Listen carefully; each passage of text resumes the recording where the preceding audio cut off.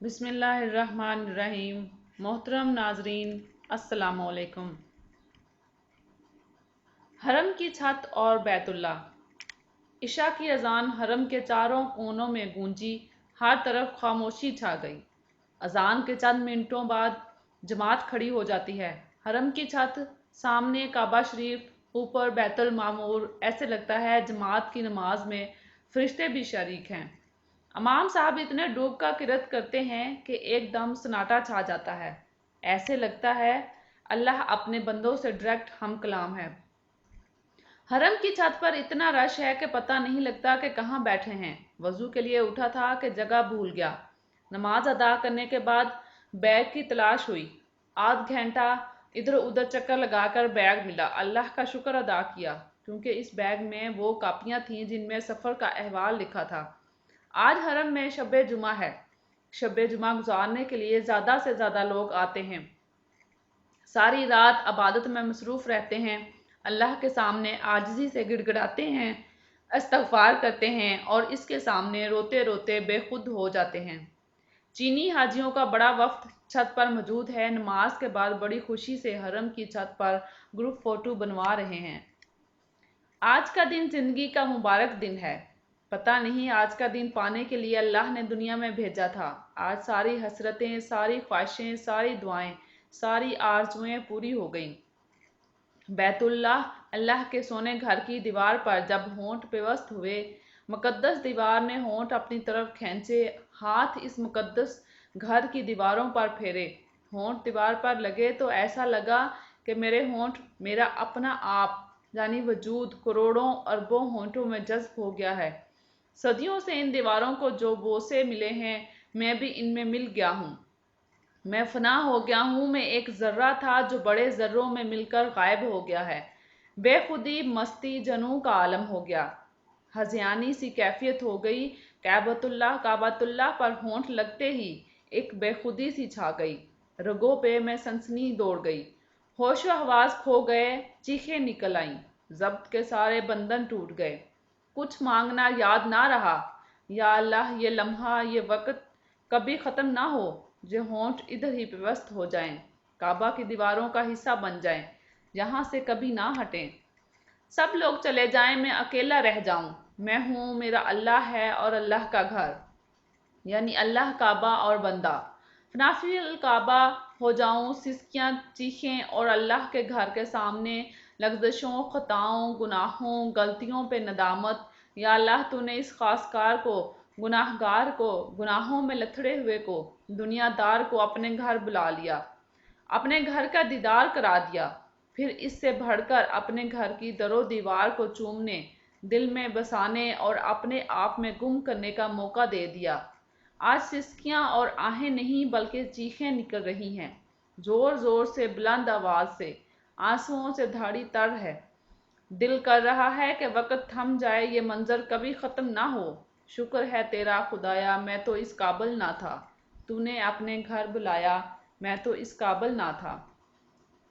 پہلے دن اللہ سے دعا کی تھی کہ یا اللہ، اپنے گھر کے اندر جانے کا موقع دینا۔ حتیم بھی خانہ خدا کا حصہ ہے۔ کہتے ہیں حتیم میں 2 نفل پڑھنا ایسے ہی ہے جیسا خانہ کعبہ کے اندر نفل پڑھنے۔ صبح سویرے 4:15 بجے سوئے حرم روانہ ہوئے۔ طواف کا ارادہ نہیں تھا۔ ارادہ ہو یا نہ ہو، دل میں تڑپ اور لگن تو تھی۔ تڑپ اور لگن ہو تو اللہ سارے کام بنا دیتا ہے۔ خود بخود قدم باب الملک عبدالعزیز کی طرف بڑھے، طواف شروع کر دیا۔ 2 چکر ہی لگے تھے کہ لوگوں نے صف بندی شروع کر دی۔ قریب کی صف میں کھڑے ہونے کی کوشش کی مگر اتنی دھکم پیل ہوئی کہ پیچھے جانے میں عافیت سمجھی۔ 2 صف پیچھے جگہ ملی، ایک طرف ایرانی بھائی تو دوسری طرف افغانی، دونوں کا ہاتھ پکڑ لیا کیونکہ پیچھے سے لوگ بدستور دھکم پیل کر رہے تھے، ایک دوسرے کو روند کر آگے بڑھنے کی کوشش کر رہے تھے۔ نہ صبر نظر آ رہا تھا، نہ برداشت، اور نہ کوئی نظم و ضبط۔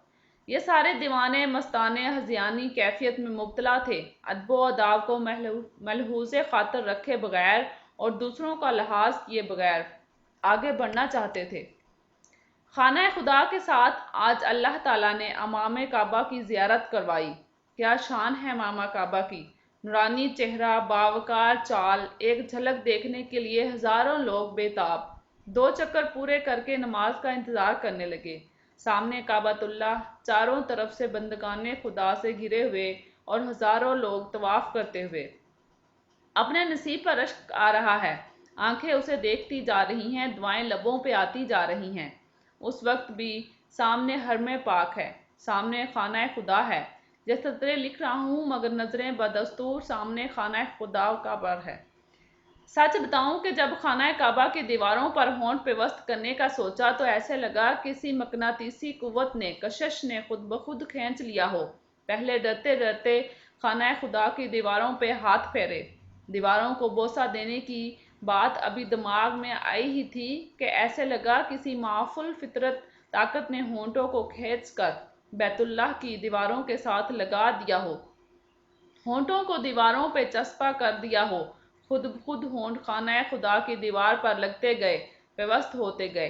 کروڑوں اربوں ہونٹوں میں شامل ہو گئے جو ازل سے ابد تک اس خانہ خدا کو چومتے رہے اور چومتے رہیں گے۔ نماز ہوئی، تصور کریں بالکل سامنے خانہ خدا، چاروں طرف بندگان خدا روتے ہوئے، کرلاتے ہوئے، عاجزی اور استغفار کرتے ہوئے بیت اللہ کے اوپر بیت المعمور محسوس ہو رہا ہے کہ امام صاحب تلاوت کر رہے ہیں تو فرشتے بھی ہمتاً گوش ہیں، سن رہے ہیں، اور جب امام صاحب آمین کہتے ہیں تو فرشتے بھی آمین کہتے ہیں، اور ایسے لگتا ہے خدائے عزوجل خود کہہ رہے ہوں میں نے تمہاری ساری دعائیں سن لی۔ یا اللہ، میں تیرا حقیر بندہ خانہ کعبہ کے اندر کیسے جاؤں گا؟ پہلے دن سے دعا تھی، میں کوئی شاہ نہیں، گدھا ہوں، سوالی ہوں، تیرے در کا تیرا حقیر بندہ ہوں۔ دعا یوں قبول ہوئی کہ یکدم حطیم میں جانے کی سعادت مل گئی۔ حطیم جو دراصل خانہ کعبہ کا ہی حصہ ہے۔ حضرت عائشہ رضی اللہ تعالیٰ عنہا فرماتی ہیں کہ میرا دل چاہتا تھا کہ میں کعبہ شریف کے اندر جاؤں اور جا کر نماز پڑھوں۔ حضور صلی اللہ علیہ وآلہ وسلم نے میرا ہاتھ پکڑ کر حطیم میں داخل کر دیا اور فرمایا کہ جب تیرا کعبہ کے اندر داخل ہونے کو دل چاہیا کرے تو یہاں آ کر نماز پڑھ لیا کر، یہ کعبہ ہی کا ٹکڑا ہے۔ تیری قوم نے جب کعبہ کی تعمیر کی تو اس حصے کو خرچ کی کمی کی وجہ سے کعبے سے باہر کر دیا تھا۔ یوں ایک طرح خانہ کعبہ کے اندر جانے کی دعا سن لی گئی۔ لوگ احتیاط برداشت، ایک دوسرے کے خیال، نظم و ضبط کی ساری حدود کو توڑتے ایک دوسرے پر جھمک لگا کر اندر ٹوٹ پڑے۔ منٹ کے چوتھے حصے میں سارا حطیم انسانوں سے بھر گیا۔ 2 نفل کیسے پڑھے جائیں؟ تل دھرنے کو جگہ نہیں۔ 2-3 دفعہ نیت کی، پھر توڑنا پڑی۔ کھڑا ہونے کی جگہ مشکل سے ملی۔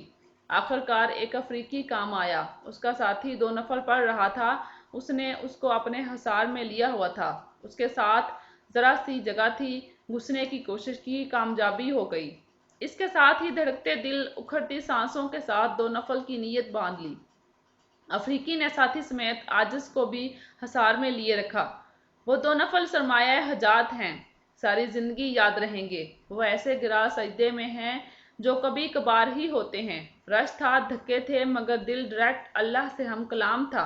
قیام، رکوع، سجدہ سب ہوا، مگر رابطہ اللہ سے رہا۔ آنکھیں روتی رہیں۔ 2 نفل پڑھ کر دل ایسا شادمان ہوا، ایسی روحانی خوشی ملی جس کا تصور بھی سرشار کن ہے۔ اس وقت بھی اللہ کا عظمتوں اور رفتوں والا گھر سامنے ہے۔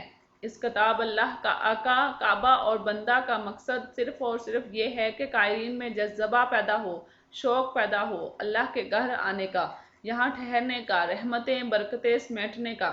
اللہ نے ایک ایک لفظ اس کتاب کا لکھنے کی حرم پاک میں اور مختلف مقدس جگہوں میں اور بہت سارے موقعوں پر عین خانہ کعبہ کے سامنے بیٹھ کر لکھنے کی توفیق دی۔ میرے لفظوں کو اللہ نے روحانیت بخشی، میرے سیدھے سادے الفاظ اصل میں دل سے نکلی ہوئی آہیں ہیں، فریادیں اور آرزوئیں ہیں، تشکر کے جذبات ہیں۔ حطیم سے باہر نکلنا داخل ہونے سے بھی مشکل تھا، بڑی مشکل سے بچتے بچاتے نکلے اور باقی 5 پھیرے پورے کیے۔ کعبہ کی دیواروں کا لمس ابھی بھی باقی ہے، دل کو گرما رہا ہے، تڑپا رہا ہے، اور دیر تک رہے گا۔ اگرچہ اس بات کو 2 گھنٹے بیت چکے، مگر میرے ہونٹ ابھی تک کعبۃ اللہ کی دیواروں پر ہیں، لاکھوں کروڑوں بوسوں میں شامل ہیں۔ کعبۃ اللہ کی خوشبو، اس کا لمس، اس کی روحانیت، اس کا نور اب ہمیشہ میرے ساتھ رہے گا۔ نہ کعبہ سے میرے ہونٹ کبھی جدا ہوں گے اور نہ میں، یعنی اللہ، کعبہ اور بندہ۔ آج جمعۃ المبارک ہے۔ لاکھوں حجاج کرام واپس جا چکے ہیں، لیکن جمعے کی نماز میں ایسے لگ رہا ہے کہ سارے حجاج کرام واپس آ گئے ہیں۔ شارع ابراہیم خلیل اللہ اور شارع الحجرات سے لے کر حرم تک دونوں سڑکوں پر انسانوں کا سمندر ہے جو سوئے حرم رواں دواں ہے۔ صبح ہوتے ہی مریضوں کی آمد شروع ہو گئی تھی۔ انڈین حجاج کرام ہر ایک سے پاکستانی ڈاکٹر کا پوچھ کر کمرہ نمبر 903 میں پہنچ رہے ہیں۔ اللہ کا لاکھ لاکھ شکر ہے جس نے اپنے ملک میں مصیبت زندگان کی مدد کے ساتھ ساتھ اب ارض مقدس میں بھی حجاج کرام کے علاج اور خدمت کی توفیق دی۔ 10:30 بجے کے قریب حرم کے لیے چل پڑے تاکہ جمعے کی نماز حرم کے اندر ادا ہو سکے۔ بندوں کا سیل روا ہے جو سوئے حرم رواں دواں ہیں۔ ایسے لگ رہا ہے کہ طواف ہو رہا ہے۔ 11 بجے حرم کی دوسری منزل پر پہنچے۔ ہر طرف لوگ ہی لوگ ہیں، تل دھرنے کو جگہ نہیں۔ لوگوں نے راستے میں کبوتر چوک تک صف بندی کر لی ہوئی ہے۔ جمعے کی نماز میں امام صاحب نے ایسا زبردست خطبہ پڑھا جس سے روح تازہ ہو گئی۔ اللہ سے گناہوں کی معافی، دین و دنیا میں ترقی، مجاہدین کی کامیابی اور دین اسلام کی سربلندی کے لیے دعائیں کی۔ ہوٹل واپس جاتے ہوئے بھی رش کا یہی عالم رہا۔ بھوک زوروں پر تھی۔ اسما نے آلو انڈے کا سالن بنایا، لیکن لفٹ کے انتظار میں 1 گھنٹہ مزید لگ گیا۔ سلیم لطیف صاحب صحیح کہتے تھے کہ یہاں تو دھڑا دھڑ نمازیں ہوتی ہیں۔ ابھی کھانے سے فارغ ہوئے تھے کہ عصر کا وقت ہو گیا۔ بھاگتے دھوڑتے راستہ بناتے حرم کے قریب پہنچے۔ قریب سڑک پر عصر کی نماز ادا کی اور سعودی عرب میں بہت مشہور ہے۔ حرم پاک کی سیکیورٹی، صفائی ستھرائی کا سارا انتظام۔ عصر کے بعد باب فہد کی دوسری منزل پر 1 گھنٹہ آرام کیا۔ مغرب کی نماز حرم کی کھلی وسیع و عریض چھت پر ادا کی۔ چھت پر عجیب سہانا اور کھلا موسم ہے۔ ٹھنڈی ہوائیں چل رہی ہیں۔ بڑے بڑے اسپیکر لگے ہوئے ہیں۔ امام صاحب تلاوت کرتے ہیں تو ایسے لگتا ہے وہ چھت پر کھڑے ہیں۔ چھت پر ہی کراچی کے خالد مسعود اور تلہ گنگ کے الطاف شاہ سے ملاقات ہوئی۔ الطاف شاہ نے مدینہ منورہ کے حالات، وہاں نبی صلی اللہ علیہ وآلہ وسلم کی کرامات کا بتا کر دل میں مزید لگن اور تڑپ پیدا کر دی۔ دل چاہا فوراً اڑ کر مدینہ پہنچ جائیں اور وہاں کے چپے چپے کی خاک کو آنکھوں میں بسا لیں۔ الطاف شاہ بڑے مدبرانہ انداز میں مکہ اور مدینہ کے حالات بتاتے رہے۔ خالد مسعود صاحب کے ساتھ بھی تبادلہ خیالات ہوا۔ عشاء کی نماز میں امام کعبہ نے تلاوت کر کے رلا دیا۔ امام کعبہ ایسی تلاوت کرتے ہیں کہ لگتا ہے اللہ تعالیٰ آج اپنے بندوں سے ڈائریکٹ مخاطب ہیں۔ امام کعبہ نے قرآن پاک کی آیت جس میں والدین کے ساتھ حسن سلوک کا ذکر ہے تلاوت کی تو ان کی آواز رند گئی، خود بھی روئے اور سب کو رلا دیا۔ امی ابو آنکھوں کے سامنے آ گئے۔ ان کی قربانیاں، ان کی محنتیں، ان کی سالہ سال کی اولاد کے لیے محنت سب یاد آ گئی اور دل سے دعا کی، یا اللہ ہمیشہ والدین کا تابعدار رکھنا اور ان کی خدمت کی توفیق دیتے رہنا۔ چھت سے خانہ کعبہ کا دیدار کیا اور ہوٹل واپسی ہوئی۔ مریض حجاج کرام کی آمد و رفت جاری ہے۔ بمبئی کے مریض بھی آ رہے ہیں، ایبٹ آباد کے بھی۔ بمبئی کے حجاج کرام صبح شام پاکستانی ڈاکٹر کی تلاش میں رہتے ہیں۔ ایبٹ آباد کے مکینوں سے پرانا یارانہ ہے۔ 2005 کے زلزلے کے دوران ایبٹ آباد آنا جانا رہتا تھا۔ وہاں مشہور الیاسی مسجد کا کئی دفعہ وزٹ کیا تھا۔ زین ہوٹل میں قیام ہوتا تھا۔ ایبٹ آباد سے گزر کر بالاکوٹ اور مانسہرہ اور دوسرے زلزلہ زدہ علاقوں میں جانا ہوتا تھا۔ ارض مقدس میں ایبٹ آباد کے حجاج کرام سے رابطہ ہوا۔ الیاسی مسجد کے قریب رہنے والے محمد اقبال بھی حج کے لیے آئے ہیں۔ صبح شام مریض لے کر آتے ہیں، دعائیں دیتے ہیں۔ مریضوں کی خدمت کر کے مزہ آ رہا ہے۔ صبح سویرے 4 بجے ہی ایمرجنسی کال آ گئی، ڈاکٹر صاحب اماں رات سے بیمار ہے، آ کے چیک کر لیں۔ 7ویں فلور پہ جا کر اماں کو چیک اپ کیا، دوا دی، اس کے بعد سوئے حرم چلے۔ باب فہد سے سیدھا خانہ کعبہ کے سامنے پہنچے۔ خانہ کعبہ اور حرم میں ایسی کشش ہے کہ خود بخود اپنی طرف کھینچتا ہے۔ خانہ خدا کو دیکھ کر آنکھیں کھلی کی کھلی رہ جاتی ہیں۔ خانہ خدا پہ نگاہیں ٹک جاتی ہیں۔ بندہ دیکھتا رہ جاتا ہے۔ اللہ ہوتا ہے، اللہ کا گھر ہوتا ہے، اور بندہ یعنی اللہ، کعبہ اور بندہ۔ طواف جاری ہے، دھکم پیل بھی ہے، دھگا مشتی بھی ہے، جنوں بھی ہے، دیوانگی بھی، بے چینی اور بے قراری بھی۔ ایسی دیوانگی اور ایسی بے خودی کہ دوسروں کا خیال نہیں۔ پنجاب کے بابا جی کو ادھر ادھر سے دھکے پڑے، مکے پڑے، کچھ دیر تو برداشت کرتے رہے، پھر اپنے مخصوص پٹواری لہجے میں پنجابی کا ایک مخصوص لفظ کہا۔ بھول گئے کہ وہ طواف کر رہے ہیں۔ انسان خطا کا پتلا ہے۔ حرم میں ہوں، طواف کر رہا ہوں، اس کی جبلت نہیں بدلتی۔ بابا جی حوصلہ کریں، میں آپ کو پکڑے رکھوں گا۔ چنگا پتر۔ ایک ایرانی حاجی سے اسلام دعا ہوئی۔ فارسی میں بات کرنا شروع کی، اپنی رام کہانی اور حج کی داستان سناتا رہا۔ کچھ سمجھ آ رہا تھا، کچھ نہیں، بس درست صحیح اسد کہہ کر گزارا کیا۔ حاجی کی ٹانگ میں درد تھا، اس کا مساج کیا، خوش ہو گیا۔ دعا دی، تہجد کی نماز خانہ خدا کے سامنے ادا کی، طواف شروع کیا۔ ایک چکر ابھی پورا نہ ہوا تھا کہ صف بندی شروع ہو گئی۔ سوچا 2 چکر پورے کر لیں، لیکن صف میں بیٹھنے میں عافیت سمجھی، کیونکہ اتنے زیادہ دھکے پڑ رہے تھے جن کو برداشت کرنا ممکن نہ تھا۔ فجر کا وقت ہو گیا۔ خانہ کعبہ کے سامنے فجر کی نماز پڑھنا عجیب تجربہ ہے۔ اللہ کے گھر کو چاروں طرف سے، آگے سے، پیچھے سے، دائیں سے، بائیں سے زائرین نے گھیرا ہوا ہے۔ دنیا کی واحد جگہ ہے جہاں امام کے آگے، پیچھے، دائیں اور بائیں ہر طرف نمازی ہی نمازی ہیں، یعنی خانہ کعبہ کے چاروں طرف منہ کر کے لوگ نماز پڑھ رہے ہیں۔ امام صاحب نے دعاؤں والی قرآنی آیت پڑھی، کئی حجاج کرام کی روتے روتے کھسکیاں بند گئیں۔ امام کعبہ کی تلاوت سے سماع ہی ایسا بنتا ہے کہ آدمی کو قرآن سمجھ آئے نہ آئے، آیتیں قرآنیاں دل میں اترتی اور رگوں پہ میں سرایت کرتی محسوس ہوتی ہے۔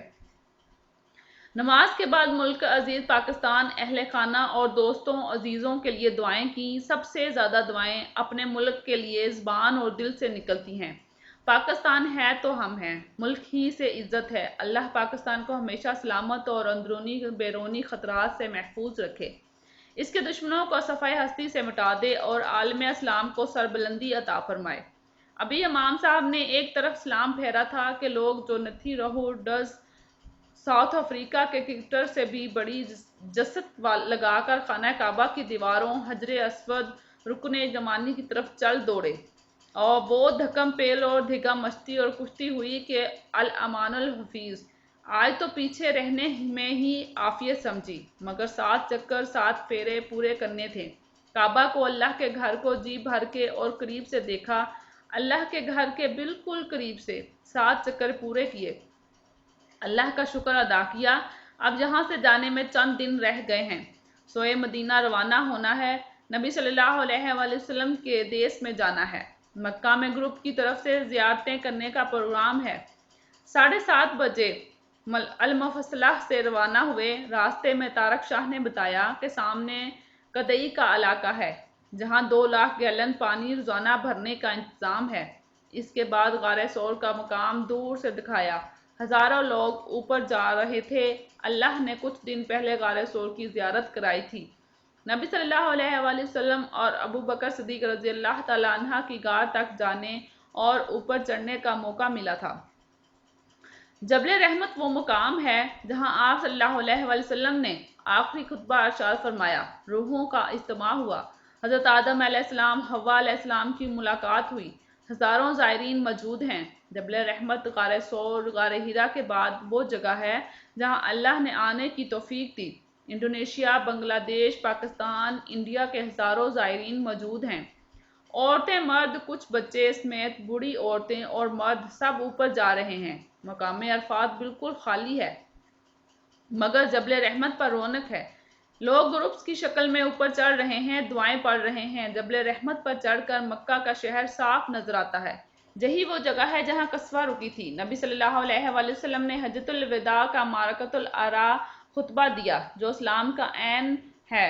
حجاج کرام جبل رحمت کے اوپر سیمنٹ کے بنے ہوئے کعبہ پر اپنا نام ادا کرنے کی کوششوں میں ہیں۔ جن کے پاس قلم نہیں ہے وہ انگلیوں سے اپنا نام لکھ رہے ہیں، جو ان کے خیال میں باعث برکت ہے۔ اس جگہ چڑھنا، دعا مانگنا، نام لکھنا، کپڑا لٹکانا، منت مانگنا خلاف شرع ہے، مگر زائرین آتے جا رہے ہیں، شوق اور جذبے سے اوپر چڑھتے جا رہے ہیں، بوڑھے بھی، جوان بھی، مرد بھی، عورتیں بھی۔ عرفات کا وہی میدان ہے جہاں چند دن پہلے آئے تھے، وقوف عرفات کیا تھا، رات گزاری تھی۔ اب یہ بے آباد سی جگہ لگتی ہے۔ زیادہ تر کوڑا کرکٹ تو اٹھا لیا گیا ہے، مگر ابھی بھی میدانوں میں بہت ساری کاغذی پلیٹیں، استعمال شدہ کپ، گلاس، بوتلیں، جوس اور دودھ کے ڈبے، ہر قسم کی چیزیں میدانوں میں پڑی ہیں۔ اللہ دیا کی بیگم بڑی محبت سے اوپر گئی، اسما سے کہنے لگی، اللہ کے راستے میں ڈر کس بات کا؟ مر گئے تو شہید، بندہ ہمت اور حوصلے سے کام لے تو کوئی چیز مشکل نہیں۔ میں کسی چیز سے نہیں ڈرتی۔ اللہ دیا کو اس لیے نہیں لائی کہ ان کا سانس پھول جاتا ہے۔ جبل رحمت سے مسجد نمرہ کی طرف چلے۔ مسجد نمرہ ہی وہ مبارک جگہ ہے جہاں سے حج کا خطبہ دیا جاتا ہے۔ یہ بڑی وسیع اور عریض مسجد ہے۔ اس تک پہنچنا بہت مشکل ہے۔ صرف حج کے دنوں میں یہ کھلتی ہے۔ اس کی دور سے ہی زیارت کی کیونکہ اندر جانے کی اجازت نہیں۔ حج کے بعد مسجد بند کر دی جاتی ہے۔ میدان عرفات سے گزرے، یہاں ایک رات اور اگلے دن شام تک قیام کیا تھا۔ اللہ کے سامنے روئے تھے، گڑ گڑائے تھے، اپنے گناہوں کی معافی مانگی تھی۔ آس پاس عرفات کے پہاڑ نظر آتے ہیں۔ عرفات نبیوں کی جگہ ہے۔ یہ وہ مقدس مقام ہے جہاں جنت سے نکلنے کے بعد پہلی دفعہ حضرت آدم اور حوا علیہ السلام کی ملاقات ہوئی تھی اور اللہ نے ان کو ملایا تھا۔ سڑک کے دونوں طرف پہاڑ ہیں۔ ایک طرف میٹرو ٹرین کا ریلوے ٹریک ہے جس کے ذریعے مینا سے عرفات اور عرفات سے مزدلفہ اور مینا گئے تھے۔ راستے میں رابطہ عالم اسلامی کا دفتر ہے۔ مزدلفہ کا میلوں میں پھیلا میدان بھی دیکھا۔ پہاڑوں کے اوپر بڑا شاندار قصر المکیل محل ہے۔ مینا میں ابھی تک لاکھوں خیمے ایسے ہی لگے ہوئے ہیں۔ مختلف جگہوں سے کچرا اٹھایا جا چکا ہے۔ مینا مزدلفہ اور جمرات کے قریب سے گزرے، شیطان سکون میں ہے۔ ان کے کارندے دنیا بھر میں پھیلے ہوئے ہیں۔ بے صبری، عدم برداشت کا مظاہرہ کر کے، ایک دوسرے کو روند کر، دوسروں کا حق مار کر رقص ابلیس سجایا جا رہا ہے۔ بس چلتی جا رہی ہے۔ اونچے لمبے بھورے مٹیالے، بھربری مٹی اور پتھر کے پہاڑ چاروں طرف منہ کھولے کھڑے ہیں۔ پہاڑوں کو کاٹ کر، تراش کر، گرا کر، ملیامیٹ کر کے بڑی بڑی عمارتیں، کئی کئی منزلوں والے ہوٹل اور محل کھڑے کیے گئے ہیں۔ پہاڑ آہستہ آہستہ کم ہوتے جا رہے ہیں۔ فلک کو چھوتی عمارتیں ابھرتی اور نمایاں ہوتی جا رہی ہیں۔ مکہ المکرمہ بین الامین ہے۔ اس کو انبیاء کی دعا ہے۔ خلیل اللہ نے اس کے لیے دعا کی تھی۔ یہ امن کا شہر ہے، سلامتی کا شہر ہے۔ یہاں خوشحالی ہے، دولت کی ریل پیل ہے۔ مسجد نبوی کی توسیع، تزئین، آرائش کے لیے ہر دم کچھ نہ کچھ کرتے رہتے ہیں۔ ہر شے کی فراوانی ہے، بس چلتی جا رہی ہے، مکہ کا سفر جاری ہے۔ ہیرا کے پہاڑ نظر آ رہے ہیں۔ ایک دفعہ پھر جہاں آنا ہوا، لوگ نیچے سے اوپر جاتے ہوئے نظر آ رہے ہیں۔ ہزاروں کی تعداد میں سفید ذرے آہستہ آہستہ، ہولے ہولے، سرکتے رینگتے سانپ کی طرح بل کھاتی راہوں پہ چڑھ رہے ہیں۔ بس کے ساتھی دور سے دیکھنے پر اکتفا کر رہے ہیں۔ اوپر جانے کے لیے حوصلہ چاہیے، جذبہ چاہیے، ہمت چاہیے۔ یہ سب ہوں تو اوپر چڑھا جا سکتا ہے۔ اس جگہ کی زیارت کی جا سکتی ہے جہاں جبرائیل علیہ السلام نے آ کر نبی صلی اللہ علیہ وآلہ وسلم کو اقرا پڑھنے کو کہا تھا۔ پہلی وحی آئی تھی۔ جبل نور کو اللہ نے آزاد بخشا کہ اس پہ پہلی وحی نازل ہوئی۔ نصیب کی بات ہے کہ اللہ نے چند دن پہلے اس مقدس بابرکت جگہ کی زیارت کرنے کی توفیق دی تھی۔ غار ہیرا کے اندر جانے کا موقع ملا تھا۔ نبی صلی اللہ علیہ وآلہ وسلم کے نقش پا کو محسوس کیا تھا۔ ان پتھروں پہ نظریں جمائی تھیں جہاں نبی صلی اللہ علیہ وآلہ وسلم بیٹھتے تھے، سستاتے تھے، کائنات اور اللہ کی وحدانیت پر غور و فکر اور تدبر کیا کرتے۔ مکہ نبیوں کا شہر، امن کا شہر، سلامتی کا شہر اور سب سے بڑھ کر نبی صلی اللہ علیہ وآلہ وسلم کی جائے پیدائش ہے۔ اس شہر میں گزارے دن زندگی کا سرمایہ حیات ہیں۔ سفر جاری ہے۔ ہر طرف پہاڑ کٹتے نظر آئے۔ مشرف الملک عبدالعزیز جانی آب زمزم بھرنے کی فیکٹری سے زمزم کی 10 لیٹر کی پیک شدہ بوتلیں لی تاکہ پاکستان لے جا سکیں۔ یہ بوتلیں ساہیوال کے افضل کاشف کی بیگم نے تمام حجاج کرام کو تحفہ لے کر دیں۔ اللہ انہیں جزائے خیر دے۔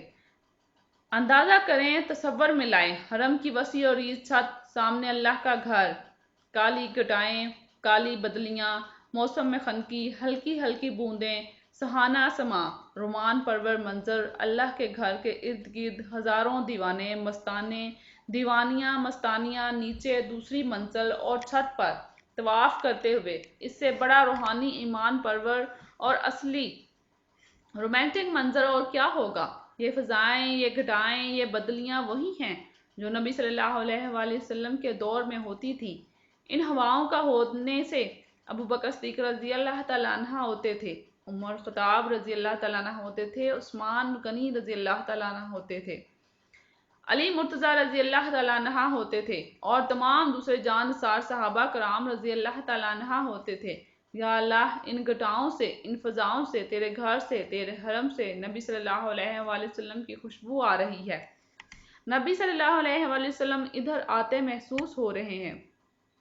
ایک مسلمان کے لیے، نبی صلی اللہ علیہ وآلہ وسلم کے ماننے والے کے لیے اس سے بہتر منظر کیا ہوگا؟ اس سے بڑی خوش نصیبی کیا ہوگی کہ سامنے خانہ کعبہ ہو، اوپر حرم کی چھت ہو اور ابر رحمت کے قیمتی قطرے برس رہے ہوں۔ ہزاروں دیوانے مستانے دیوانہ وار اللہ کے گھر کا طواف کر رہے ہیں، پھیرے لگا رہے ہیں، بے خودی، بے قراری اور بے چینی سے گھومتے جا رہے ہوں۔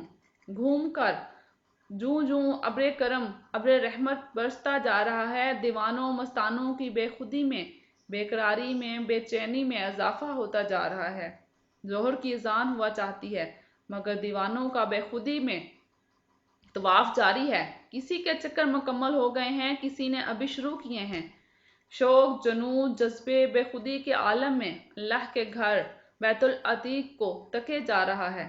میں بھی ان دیوانوں میں، مستانوں میں، بے خود، بے قرار، بے چین لوگوں میں سے ایک ذرہ ہوں، اور ان کے ساتھ شامل ہو کر اللہ کے گھر کے دیدار کا مزہ لے رہا ہوں۔ بے خود، بے قرار اور بے چین ہو رہا ہوں۔ نیچے لوگ طواف کر رہے ہیں، آسمان سے ابر کرم برس رہا ہے، اور اوپر فرشتے طواف میں مصروف ہیں۔ بدلیاں سائے فگن ہیں، آسمان سے ٹپک ٹپک کر بوندیں آ رہی ہیں، جسم کے ساتھ لگ رہی ہیں۔ ان کا لمس عجیب ہے، بوند پڑتے ہی فراندگی کا جنوں کا عالم ہو جاتا ہے۔ انہی بدلیوں کے سائے میں نماز ظہر ادا کی۔